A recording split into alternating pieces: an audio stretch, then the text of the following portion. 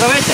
Вече се намираме пак в горното течение на река Огоста и ще ви представиме вече в Язон Голд 2 в формата на драга, вече за работа в различни места според дължината на маркуча. Виждате работния вариант на драгата Язон Голд 2. Значи има захранващ бункер, шини, които можете да си регулирате наклона и един шлуц, който е много важен за подаването на материал. Сега в този вариант, той може да се сменява в няколко варианта. Сега в този вариант ще ви покажа как самите корени, като се сложи материала, как да държат и успяват да разбият и самите корени, за да падне материал вече на самия улей, долу на драгата на капаните. Ето, както виждате. Ето, виждате как тук задържа, малко е дупката. Така, значи, драгата Язон Голд 2 може да бъде използвана, много е лека и много удобна, може да бъде използвана в трудно проходими места. Вече от вас зависи дължината на маркуча, колко трябва да бъде. Може да си я закарате далече, където няма вода, ето помпата да ви смучи, просто няма да имате проблем. Много добре работи, задържа абсолютно всички златинки, ако ги има, на трите капана. Значи всеки може да си регулира наклона според мястото, според реката и също така и регулирате подаването на вода. Виждате. Сега ще ви покажа как работи на корените.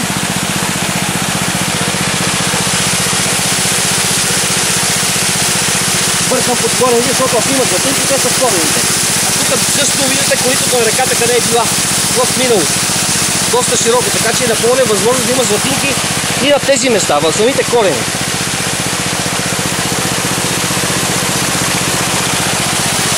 Използвам малката лопата, защото е много удобна. Специално за корени. Много е удобна за сипане на материала. Ето виждате как работи. Перфектно. Изцяла.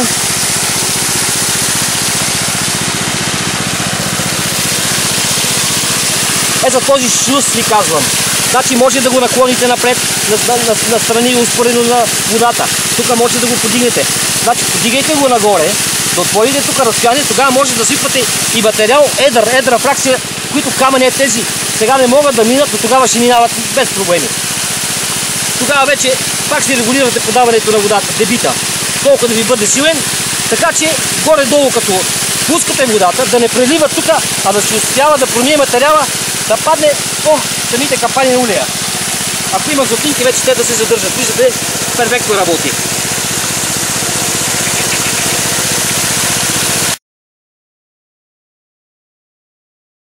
Ето ви го другия вариант на работа с драгата Язон Голд 2.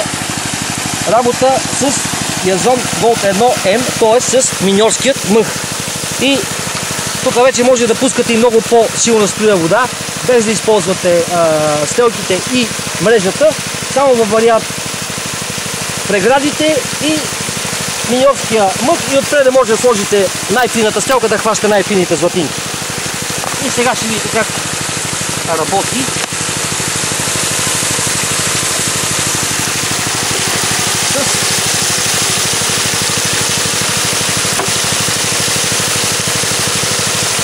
Варианта с миньорският мъх.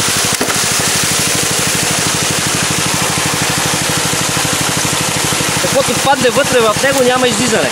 Затова може да увеличите скоростта на водата. Той е много фин, много е хубав за работа. Другото нещо, което искам да знаете, че тази драга Язон Голд 2, посредством ето тези шини, може да се сгъне и става много компактна и много лесно преносима в багажника на вашия автомобил с помпа, маркучи и по този начин можете да ходите където пожелаете. Това е начинът на работа и с миньорския мъх.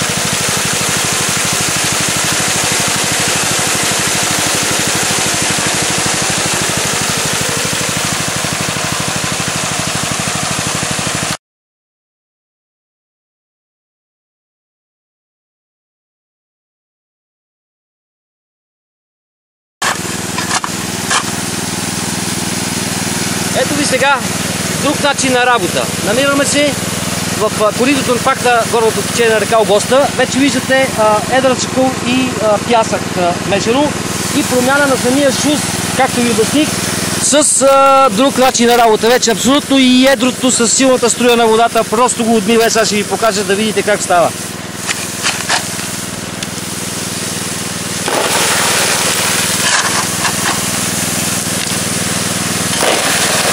Виждате, нищо не задържа.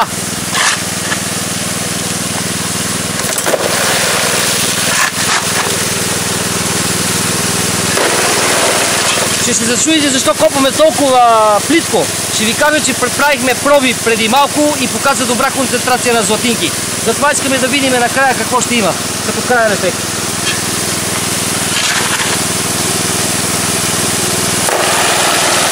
А както знаете, Огоста е златоносен с всичките притоци.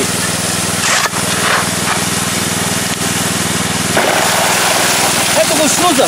Виждате как сме го сложили. Тук по-голямо е разстоянието от ситото до тази част на шлюза, за да може ето тези едрите камъни да преминават.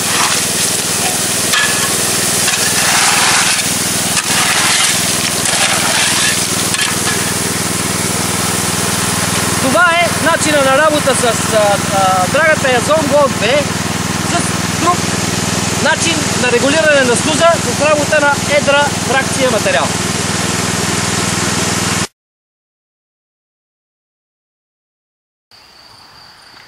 И както казват в една реклама, размерът има значение. Така и ние ви казваме. Виждате колко е компактна според размерите самата драга, както и помпата и както се хващат много добре в багажника на всеки автомобил.